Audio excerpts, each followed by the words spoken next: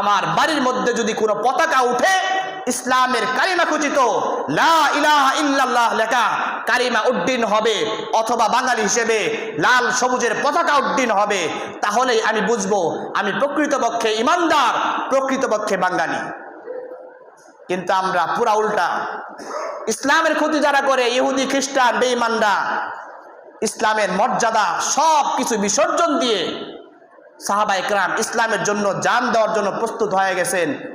কিন্তু আমরা ইসলামের মর্যাদা ভুলুণ্ঠিত করে মুসলমানের বাচ্চা হয়ে আমি আমার গায়ের মধ্যে নাপাক জার্সি জড়াইলাম। একটু হুঁশ ফিরে আসা দরকার। ইহুদি বেঈমানদের দেশকে প্রমোট করলাম, তাদের পতাকা উড্ডীন করলাম, 10 কিলোমিটার 20 কিলোমিটার জুড়ে পতাকা নিয়ে র্যালি করলো, বিশ্বকাপের উন্মাদনা। কিন্তু ইসলামের পতাকাকে সমুন্নত করার জন্য মুতার প্রান্তরের ইতিহাস দেখেন। মুতার যুদ্ধের মধ্যে জাফর রাদিয়াল্লাহু তাআলা আনহু পয়গম্বর মুহাম্মদ আরবি সাল্লাল্লাহু আলাইহি ওয়াসাল্লাম মুতার যুদ্ধে প্রেরণ করেছেন বাহিনী।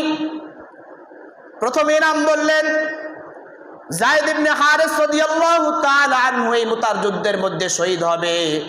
সে যদি শহীদ হয়ে যায়, ইসলামের পতাকা ধরবে জাফর রাদিয়াল্লাহু তাআলা আনহু। জাফর ইবনে আবু তালেব ইসলামের পতাকা উড্ডীন করবে। যুদ্ধ শুরু হয়ে গেল রোমানদের সাথে। যুদ্ধের উত্তপ্ত ময়দানের মধ্যে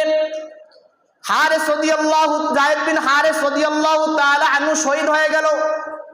সেনাপতি নিযুক্ত হলো জাফর ইবনে আবি তালেব রাদিয়াল্লাহু তাআলা আনহু। তার হাতের মধ্যে ইসলামের পতাকা।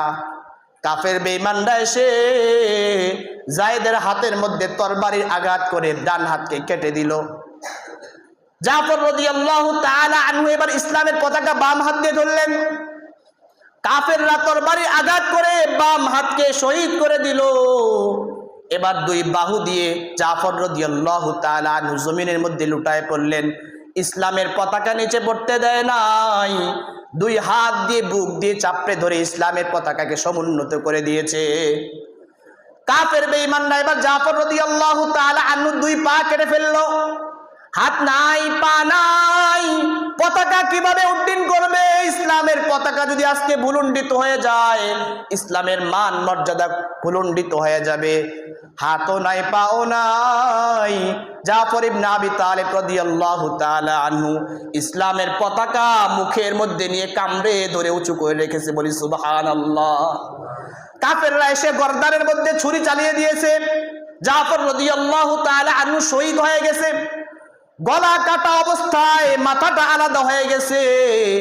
ইসলামের প্রতি কতটা আকৃষ্ট ছিল, ইসলামকে কতটা ধারণ করেছিল। ইসলামের পতাকা হাত দিয়ে ধরতে পারে নাই, পা দিয়ে ধরতে পারে নাই, মুখের মধ্যে কামড়ে ধরে ইসলামের মর্যাদাকে উঁচু করেছেন। বলি সুবহানাল্লাহ। আজকে আমরা ইসলামের পতাকা উড়াই না, দেশের পতাকা উড়াই না। আর্জেন্টিনা, ব্রাজিল, পর্তুগাল, জার্মানি, অন্যান্য দেশের পতাকাগুলো আমার লাল সবুজের বাংলার মধ্যে এনে ইসলামকে কলঙ্কিত করছি, আমার দেশকে কলঙ্কিত করছি। কথা বলেন ঠিক কি না? যদি আমরা ইসলাম মানতাম, হাদিসে বলেছি, হাদিস যেটা পড়েছি, রাসূল বলেন মান রাদিয়া বিল্লাহি রাব্বা, 2 নাম্বার হলো ঈমানের স্বাদ পাবে, অবিল ইসলামি দীনা, যে ইসলাম ধর্মকে তার আদর্শ হিসেবে গ্রহণ করবে ওই ব্যক্তি প্রকৃতপক্ষে ঈমানের স্বাদ পেয়ে যাবে, যেমন সাহাবায়ে কেরাম পেয়েছে। কাফের বেঈমানের সাথে লড়াই করতে করতে হাত পা শহীদ হয়ে গেছে, কিন্তু সর্বশেষ তার মুখ ছিল, মুখ দিয়ে কামড়ে ধরে ইসলামের পতাকা উড্ডীন করেছে। কিন্তু আমরা মুসলমানের সন্তান হয়ে ইসলামের পতাকা, কালিমা খচিত পতাকা উড়াতে ভয় পাই। বাঙালি হিসেবে লাল সবুজের পতাকাও তো উড়াই না আমরা। এজন্য আসুন, আমরা যদি ইসলামকে প্রকৃতপক্ষে ধারণ করি, ঈমানের প্রকৃত স্বাদ পেতে চাই, তাহলে আমাদের প্রথম ইসলামের পতাকাকে সমুন্নত করতে হবে, ইসলামের মর্যাদা রক্ষা করতে হবে। 2 নাম্বার, বাঙালি হিসেবে আমাদের দেশকে ভালোবাসতে হবে, দেশপ্রেমী হতে হবে। এটা হলো 2 নাম্বার, ওই ব্যক্তি ঈমানের স্বাদ পেয়ে যাবে। 3 নাম্বার, অবি মুহাম্মাদিন সাল্লাল্লাহু আলাইহি ওয়াসাল্লাম নবীনা, মুহাম্মদ সাল্লাল্লাহু আলাইহি ওয়াসাল্লামকে যে নবী হিসেবে গ্রহণ করবে, সর্বশেষ রাসূল হিসেবে গ্রহণ করবে, এই 3টা গুণ যার মধ্যে থাকবে ওই ব্যক্তি ঈমানের প্রকৃতপক্ষে স্বাদ পাবে। 1 নাম্বার, আল্লাহকে রব হিসেবে স্বীকার করা।